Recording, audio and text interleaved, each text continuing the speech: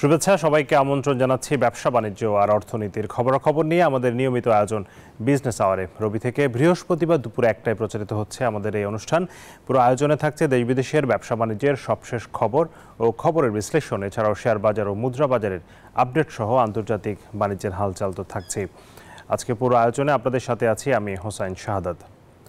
দর্শক, আমরা আমাদের নিয়মিত আয়োজনে যাওয়ার আগে আমরা একটু যেতে চাই সচিবালয়ে। সেখানে নিউজ 24-এর মুখোমুখি হয়েছেন বস্ত্র, পাট এবং নৌ পরিবহন মন্ত্রণালয়ের উপদেষ্টা ব্রিগেডিয়ার জেনারেল অবসরপ্রাপ্ত এম শাখাওয়াত হোসেন। সচিবালয়ে তিনি কথা বলছেন সহকর্মী শাহনাজ ইয়াসমিনের সাথে। ইয়াসমিন, আপনি সচিবালয়ে আছেন, আপনার সাথে ব্রিগেডিয়ার এম শাখাওয়াত হোসেন আছেন। তার কাছ থেকে আপনি কি তথ্য আমাদেরকে জানাবেন? আপনি তার সাথে কথা শুরু করতে পারেন।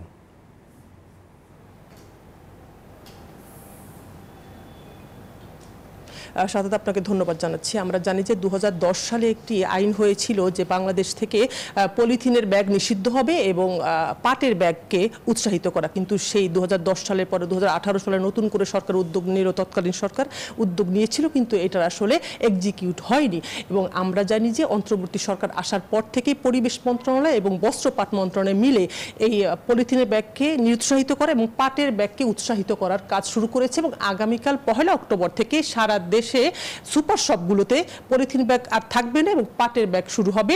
একই সাথে 1 নভেম্বর থেকেও শুধুমাত্র সুপার শপই থাকবে না, সারা দেশের যে কাঁচা বাজার আছে সারা দেশের বাজারঘাট এটা শুরু হবে। এবং এই বিষয় নিয়ে এখন মুখোমুখি হচ্ছি ব্রিগেডিয়ার শাখাওয়াত হোসেন, যিনি বস্ত্র পাট মন্ত্রণালয়ের উপদেষ্টা। আগামীকাল তিনি এটা উদ্বোধন করবেন পাটের ব্যাগকে উৎসাহিত করার জন্য। স্যার, আপনার কাছে প্রশ্ন রাখছি যে এই যে আগামীকালকে থেকে যে আপনি উদ্বোধন করছেন সারা দেশে সুপার শপগুলোতে পাটের ব্যাগকে উৎসাহিত করা এবং পলিথিন ব্যাগ নিষিদ্ধ করা, এটার জন্য আপনাদের প্রস্তুতিটা কি? কারণ পাটের ব্যাগ কতটা আপনারা করতে পেরেছেন এবং 1 নভেম্বর থেকে আমরা জানি যে আসলে সারা দেশে শুরু হবে, সব কিছু নিয়ে একটু আপনার প্রস্তুতি জানতে চাই উপদেষ্টা। ধন্যবাদ।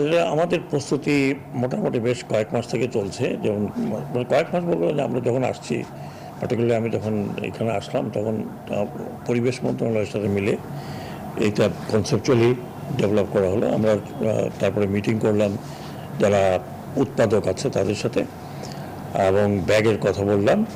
তখন প্রপোজাল হলো যে আমরা শুরু করি সুপার শপ থেকে। কারণ সুপার শপ কেন হয়তো জিজ্ঞেস করতে পারেন, কারণ বিদেশে আমরা বিদেশে যে দেশেই যান আপনি, সুপার শপে গেলে আপনাকে জিজ্ঞেস করবে আপনি ব্যাগ নেবেন কি নেবেন না। ব্যাগ নিলে তখন ওটা পয়সা অ্যাড করে ওটার মধ্যে। তো আমাদের দেশে এটা আমরা চালু করতে চাচ্ছি। বেশ সুপার শপে যারা যান তারা মধ্যবিত্ত, আপার মধ্যবিত্ত মানুষই আমি মনে করি যারা সুপার শপে যান। তো সেইখান থেকে আমরা শুরু করতে যাচ্ছি যে অপশনাল। আমি জানি না এই মুহূর্তে কত টাকা হবে, বেশি না, খুব বেশি না।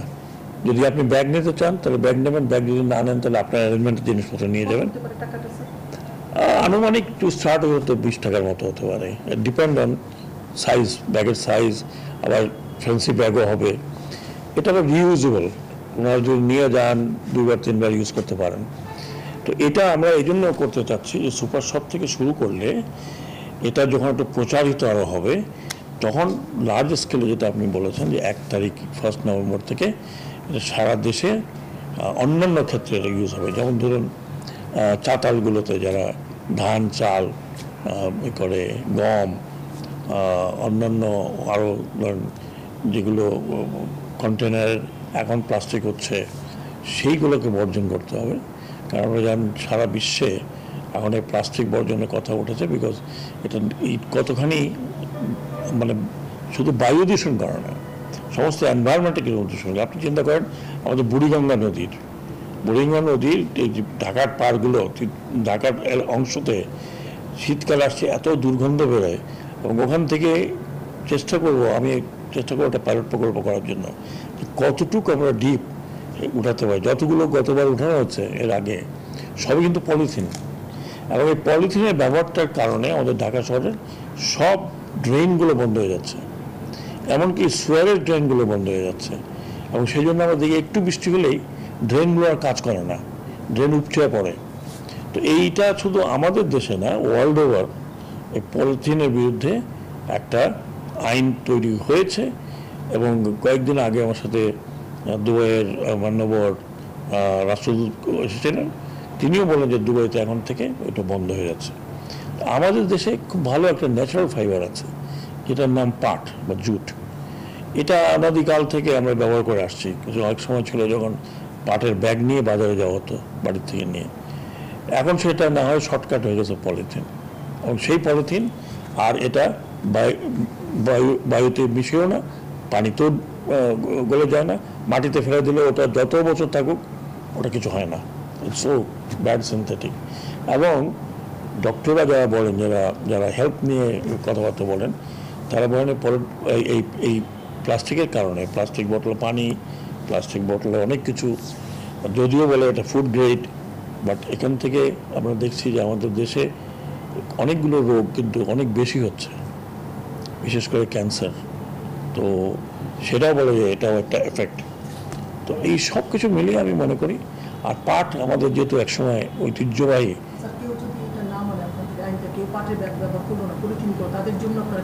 আইনের মধ্যেই আছে, তার জন্য শাস্তি আছে। আমি এই মুহূর্তে বলতে পারবো না কি শাস্তি, ফাইন থেকে শুরু করে, এবং যেই সুপার শপগুলোতে যদি ব্যবহার হয় তাদের বিরুদ্ধে ফাইন হবে। ভ্রাম্যমাণ আদালতেরও। দর্শক, আমরা এতক্ষণ শুনছিলাম ব্রিগেডিয়ার এম শাকাওয়াত হোসেনের কথা। তিনি বলছিলেন যে পাটের ব্যাগ চালুর বিষয়ে, এবং আগামীকাল তার উদ্বোধন করবেন তিনি। এই মুহূর্তে আমরা যেতে চাই সাগরণী হত্যাকাণ্ড নিয়ে ব্রিফ করছেন অতিরিক্ত অ্যাটর্নি জেনারেল, আমরা তার বক্তব্য শুনে আসি। সাথে সাথে এই জিনিসটি তৈরি হয়ে যাবে। সেই স্বরাষ্ট্রমন্ত্রী এখন আর নেই, এখনকার স্বরাষ্ট্রমন্ত্রী সম্পূর্ণ পরিবর্তিত। তো সেই সাহারা খাতুনের সেই মন্তব্য 48 ঘন্টা, সেটা এখানে না আনাটাই বোধহয় নিরাপদ।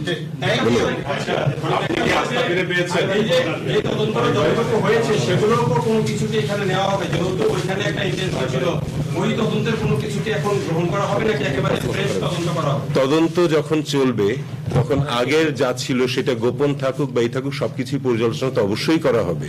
সেটা গোপন করার চেষ্টা হলেও হবে, সেটা মিসলিড করার চেষ্টা হলেও সেটাকে আপনার আওতার মধ্যে নিয়ে এসে দেখেই তারপরে করতে হবে। তদন্ত তো পুরোপুরিই হবে। ধন্যবাদ।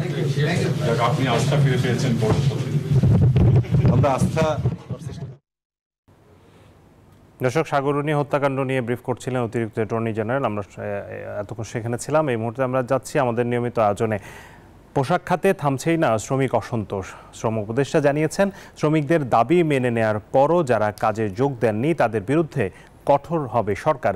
রোববার বন্ধ কারখানা খুলে দেওয়ার দাবিতে শিল্পাঞ্চলে মিছিল ঘিরে পুলিশ শ্রমিক সংঘর্ষে 3 জন আহত হয়েছেন।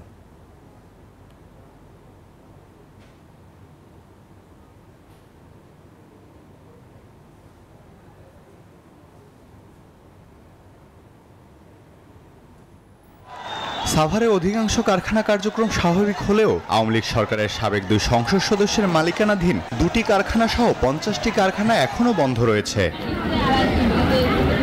সকালে বন্ধ থাকা এসব কারখানা খুলে দেওয়ার দাবিতে শ্রমিকরা সংঘবদ্ধ হয়ে মিছিল বের করলে শিল্পাঞ্চলে আতঙ্ক ছড়িয়ে পড়ে। আশুলিয়ার বাইপাল আব্দুল্লাপুর মহাসড়ক ও কাঠগড়া এলাকার জিরাবক 20 মাইল সড়কে শ্রমিকদের সঙ্গে পুলিশের দফায় দফায় সংঘর্ষ ও ধাওয়া পাল্টা ধাওয়ার ঘটনা ঘটে। এতে পুলিশ সহ প্রায় 30 জন শ্রমিক আহত হন। পলাশবাড়ি এলাকায় ডংলিয়ন নামের তৈরি পোশাক কারখানায় শ্রমিকদের 2 পক্ষের সংঘর্ষে কমপক্ষে 10 জন আহত হয়। সমস্যা হয়েছে, আমরা মালিকের কাছে নিরাপত্তা চাইছি। মালিক পক্ষ বলছে যে নিজের নিরাপত্তা নিজেকেই রক্ষা করা লাগবে। বাড়ির পোলাপানা সেই আন্দোলন শুরু করে আর আমরা মার খাই।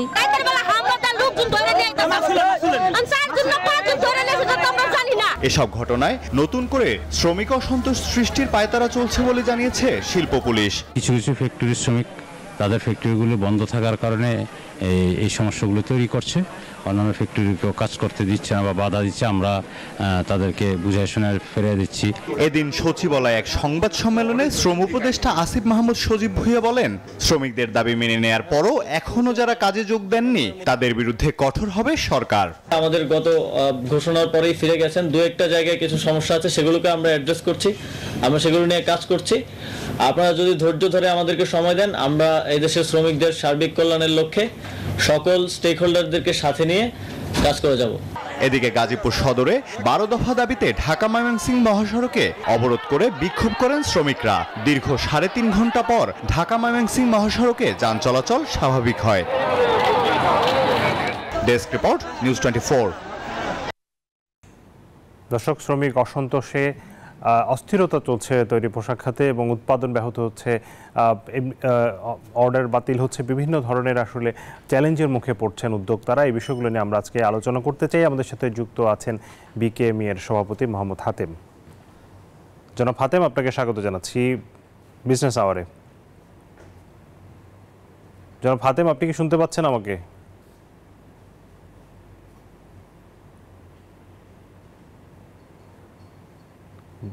জনাব হাতেম, আপনি কি আমাকে শুনতে পাচ্ছেন?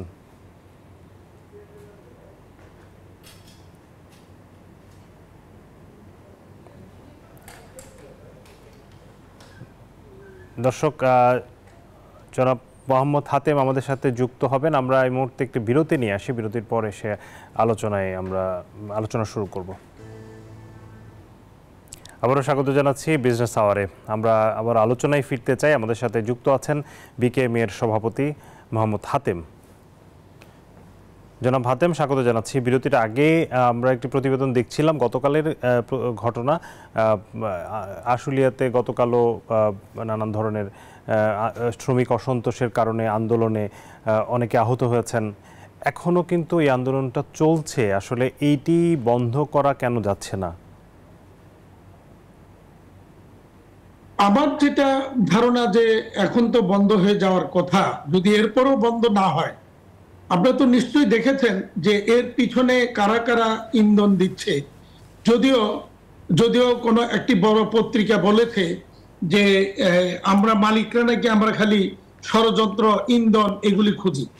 যদি তাই না হয় তাহলে এই যে বেকার যুব সংঘ নামে যারা শুরুটা করলো এবং ছাত্রলীগের এক নেতা সেখানে দাঁড়িয়ে বক্তৃতা দিল, মেশিন সহ খুলে নিয়ে যেতে শ্রমিকদেরকে উৎসাহিত করলো, এরা কারা? তাহলে এরা তাহলে কি জন্য গেল? নিশ্চয়ই ষড়যন্ত্রের অংশ হিসেবে গিয়েছে তারা, এবং কারো এজেন্ডা বাস্তবায়নের জন্যই সেখানে গিয়েছে। তো পিছনে যখন কেউ এরকম এজেন্ডা বাস্তবায়নের জন্য তাদেরকে উস্কানি দেয় এবং তাদের নিয়োজিত লোক সেখানে কিন্তু আছে। আপনি এটা মনে করেন না যে প্রত্যেকটা ফ্যাক্টরিতেই যারা শ্রমিক হিসেবে যারা আছে তারা প্রকৃত অর্থে যে সব শ্রমিক, এরকম না। কিন্তু আপনাদের নিশ্চয়ই মনে আছে আদমজি জুট মিলে তাজুল ইসলাম ঢাকা বিশ্ববিদ্যালয় থেকে অনার্স মাস্টার্স কমপ্লিট করে ঢাকা বিশ্ববিদ্যালয় কিন্তু পারপাসলি সে আদমজি জুট মিলে ঢুকেছিল শ্রমিক নেতৃত্ব দেওয়ার জন্য। তো আমাদের এখানেও তথাকথিত এনজিও বা শ্রমিক নেতা নেত্রী নামধারী কিছু লোকের যারা বিদেশের পয়সায় বাংলাদেশে লালিত পালিত হচ্ছে, তাদের নিয়োজিত কিছু এজেন্ট বা কিছু শ্রমিক নামধারী কিছু ব্যক্তি কিন্তু ওইসব ইন্ডাস্ট্রিগুলিতে, বিভিন্ন ইন্ডাস্ট্রিগুলিতে কিন্তু তারা ঢুকিয়ে রেখেছে। এবং আপনারা যদি দেখেন যে বিভিন্ন ফ্যাক্টরিতে কাজ চলতেছে, হঠাৎ একটা ফোন আসলো বাইরে থেকে, কাজ বন্ধ হয়ে গেল। তার মানে ওই যে বাইরে থেকে যারা ইন্ধন দাতা তারা যখন ফোন দিয়ে একটা নির্দেশনা দিল, কাজ বন্ধ হয়ে গেল। এই ঘটনা কিন্তু অনেক ঘটনা আছে, এরকম অহরহ কিন্তু ঘটছে। এরপরে বহিরাগত লোকজন গিয়ে ফ্যাক্টরিতে কর্মরত অবস্থায় ওই ফ্যাক্টরিতে ঢিল মারলো, ভাঙচুর করার চেষ্টা করলো, তখন শ্রমিকদেরকে ছেড়ে দিতে বাধ্য হলো। তার মানে কি ওই ফ্যাক্টরির শ্রমিক কিন্তু আন্দোলনে নামেনি বা এই ধরনের ইয়েতে যায়নি। হ্যাঁ, পরবর্তীতে কিছু শ্রমিক, আমি তো বলবো যে একটা ফ্যাক্টরিতে হয়তো সকল শ্রমিক না, 10% শ্রমিক হয়তো কিছু আন্দোলনের নামে কিছু দাবি দেওয়া নিয়ে সেখানে অশান্ত পরিবেশ তৈরি করার চেষ্টা করেছে, এবং সেখানে পিছন থেকে তাদের পিছনে কেউ না কেউ ইন্ধনদাতা ছিল বলেই তারা সেটা করেছে। তো যাই হোক, এরপরে পরবর্তীতে আমরা সেগুলো অ্যাড্রেস করেছি, কোনো কিছু কিন্তু বাদ রাখিনি। আমরা একটা পরিষ্কার বলেছিলাম, আমি কিন্তু কন্টিনিউয়াস কথা বলেছি এবং বলেছি যে শ্রমিকদের ন্যায্য যে কোনো দাবি বিকেএমই এবং বিজেএমই আলোচনা করে সমাধান করতে প্রস্তুত রয়েছে, বাট সেটা রাজপথে নয়, অবশ্যই ফ্যাক্টরির ভিতরে। কিন্তু যারা এরপরও যদি ফ্যাক্টরির কাজ বন্ধ করে দিয়ে রাজপথে নেমেছে, তাদেরকে বোধহয় রাজপথেই রাখতে হবে বা অন্য কোথাও রাখতে হবে, তাদেরকে ফ্যাক্টরিতে নেওয়ার পরিবেশ হয়তো থাকবে না। তো আমরা আলোচনা করে আমরা কিন্তু সমাধানের রাস্তাও বের করেছি। আশা করি এখন এটা সমাধানের দিকে যাবে। যে আশা করছি সমাধানের দিকে যাবে, কিন্তু এই আন্দোলনের জন্য যে ধরনের ব্যাহত হচ্ছে আপনাদের উৎপাদন, বা আমরা শুনতে পাচ্ছি যে বিভিন্ন ব্যবসায়ীদের সাথে, বিশেষ করে তৈরি পোশাক খাতে যে রপ্তানিকারক, তারা আমাদেরকে বলছিলেন যে এই যে অসন্তোষ বন্ধ হচ্ছে না, এর কারণে অনেক বায়াররা কিন্তু অন্যদিকে চলে যাচ্ছেন, অনেক অর্ডার এখানে দিতে চেয়েও আবার দিচ্ছেন না, কারণ তারা এক ধরনের অনিশ্চয়তা আছে যে তারা এই অর্ডারটা দিলে সেটি আসলে সময় মতো তারা বুঝে পাবে কিনা। এই সিচুয়েশনটার পরিস্থিতি একটু যদি বায়ারদের সাথে আপনাদের যে কথাবার্তা, সেটি এখন কি অবস্থা? দেখেন, একটা বায়ার যখন তার অর্ডারগুলি প্লেস করে, তারা বিভিন্ন দেশে একটা নির্দিষ্ট সংখ্যক অর্ডার কিন্তু প্লেস করার জন্য ঠিক করে রাখে, আর একটা পোর্শন থাকে তারা সিচুয়েশন বুঝে কখন কোথায় প্লেস করতে হবে সেটা কিন্তু হাতে রাখে। তো এখন যখন দেখলো যে বাংলাদেশে প্রথম আমাদের আন্দোলনের কারণে গেল, এরপরে গেল বন্যার কারণে, এরপরে শ্রমিক অসন্তোষ, নানাভাবে কিন্তু আমরা একটা অসন্তোষ বা একটা অনিশ্চয়তার মধ্যে দিয়ে কিন্তু যাচ্ছি।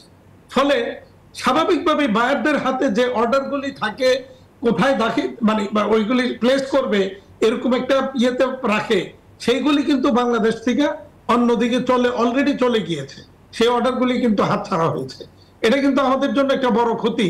এবং আমরা আগামী, বিশেষ করে নেক্সট উইন্টারের যে অর্ডারগুলি এবং সামারের অর্ডারগুলি, সেইগুলি কিন্তু আমাদের অন্তত আমরা যেটা মনে করি 20 থেকে 25% অর্ডার অবশ্যই ইতিমধ্যে হাতছাড়া হয়ে গিয়েছে। তাহলে বাকি অর্ডারগুলো যাতে হাতছাড়া না হয়, সেটার জন্য আমাদের এখন প্রচেষ্টা যে এই পরিস্থিতিতে আমরা যদি এই অসন্তোষটাকে শেষ করতে না পারি, তাহলে এইটা অন্যদিকে যাবে। এটা আমরা অতীত যদি দেখি যে 80-র দশকে শ্রীলঙ্কাতে কিন্তু এরকম কন্টিনিউয়াস অসন্তোষ ছিল বলেই, গৃহযুদ্ধ ছিল বলেই ওই সময় কিন্তু বায়াররা শ্রীলঙ্কাকে বাদ দিয়ে বাংলাদেশে আসা শুরু করে। এখন যদি পার্শ্ববর্তী দেশ যদি নানা রকমের সুযোগ সুবিধা দিয়ে নানাভাবে বায়ারদেরকে আকৃষ্ট করার যদি চেষ্টা করে এবং ইনভেস্টরদের সেখানে নানাভাবে আকৃষ্ট করার চেষ্টা করে, আর অপরদিকে বাংলাদেশে যদি এরকম একটা অশান্ত পরিবেশ তৈরি করে রাখা যায়, তাহলে বেনিফিটটা কার হবে সেটা বুঝতে কিন্তু আমাদের কারো বাকি নেই। এবং সেখানকারও যে একটা ইন্ধন বা ষড়যন্ত্র নাই, এই কথাটা কিন্তু কেউ কিন্তু বলতে পারবে না। এবং যারা যে সমস্ত পত্রিকায় মাঝে মাঝে ওই যে যেমন একটা বড় লিডিং পত্রিকা বলছিলেন যে মালিকরা আর কবে ঠিক হবে, মালিকরা, আমরা একটু বিনীতভাবে বলতে চাই, সেই পত্রিকার লেখক যিনি বা যারা এই ধরনের চিন্তা ভাবনা করেন, তাদেরকে অন্তত আমরা শিক্ষক হিসেবে নিয়োগ দিতে চাই। মালিকদেরকে আসেন, আপনারা একটু শিখান, কি শিখাইতে চাচ্ছেন, আমরা একটু শিখতে চাই। কারণ 35-40 বছরে আমরা এখনো শিখতে পারি নাই। তো ওনাদের কাছ থেকে একটু শিখতে চাই। ওনারা বলেন যে মালিকদের বিত্ত বৈভব যখন ওনারা দেখেন, তখন মানে ওনারা বা শ্রমিকরা বা ঠিক থাকতে পারে না। আরে ভাই, মালিকদের বিত্ত বৈভব কয়জন মালিকের দেখছেন? আর 90% মালিক যে দিন আনে দিন খাওয়ার পয়সা থাকে না, সেটা কি আপনাদের নজরে আসে কোনোদিন? সেটা আপনাদের নজরে আসে না, কারণ আপনাদের নজরটা ওই বিত্ত বৈভবের দিকেই শুধু থাকে।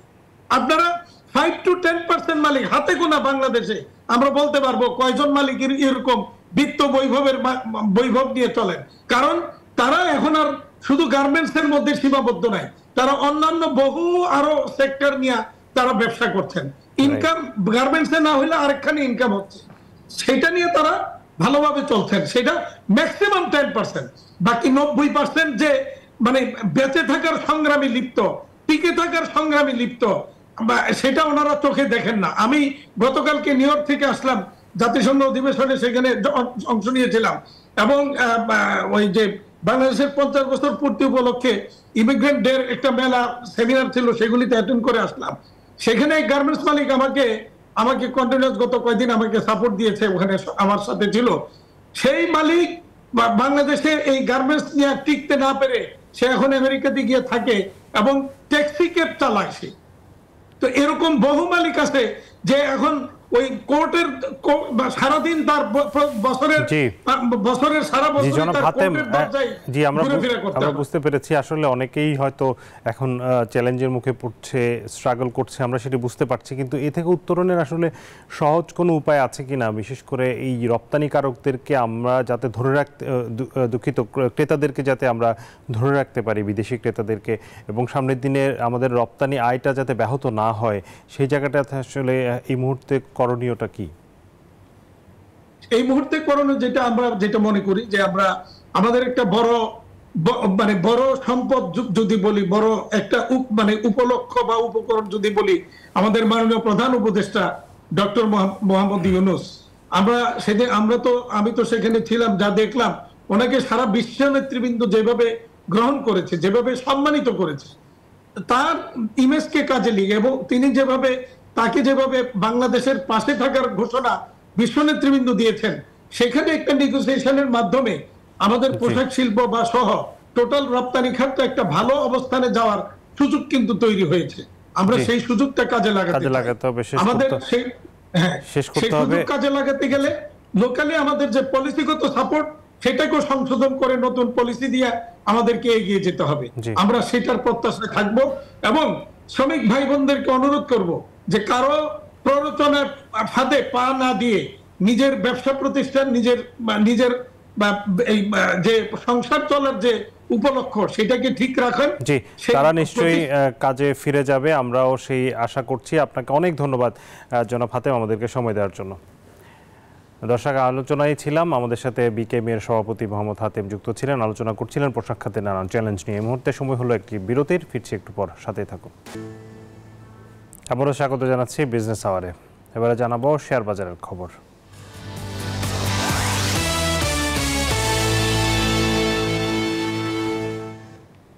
শেয়ার বাজারের খবর জানাতে আমরা সরাসরি যাচ্ছি ঢাকা স্টক এক্সচেঞ্জের ওয়েবসাইটে।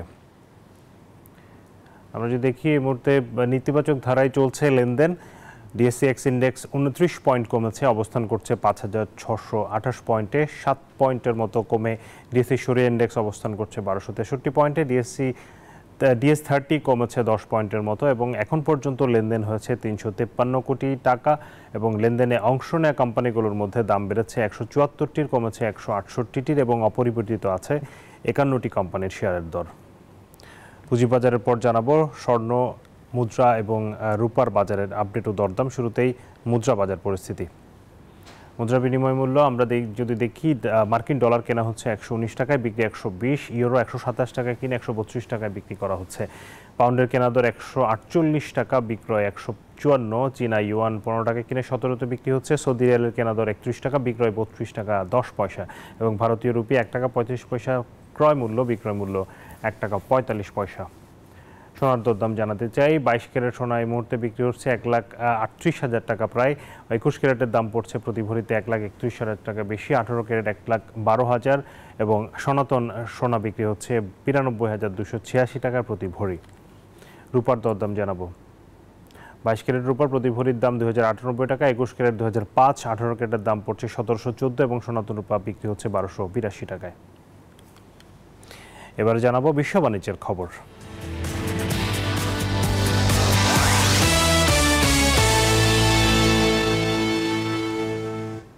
চলতি বছর $379 কোটি আয় করতে পারে চ্যাটজিপিটির মালিকানা প্রতিষ্ঠান ওপেন এআই, তবে তাদের লোকসান হতে পারে আরও বেশি, $500 কোটি। নাম প্রকাশে অনিচ্ছুক একটি সূত্রের বরাতে সিএনবিসি জানিয়েছে গেল মাসে $30 কোটি আয় করেছে ওপেন এআই, যা গেল বছরের জানুয়ারির তুলনায় বেশি 1,700%। আগামী বছর $1,160 কোটি পরিষেবা বিক্রির আশা করছে কোম্পানিটি। প্রযুক্তি জায়ান্ট মাইক্রোসফটের সমর্থন পেলেও বর্তমানে ওপেন এআই নতুন বিনিয়োগ খুঁজছে। এতে কোম্পানির বাজার মূল্য $15,000 কোটি দাঁড়াবে বলে আশা করা হচ্ছে।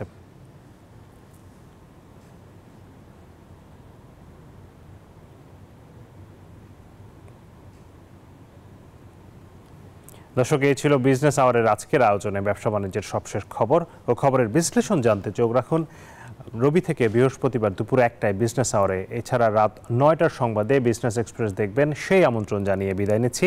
সাথে থাকার জন্য ধন্যবাদ সবাইকে।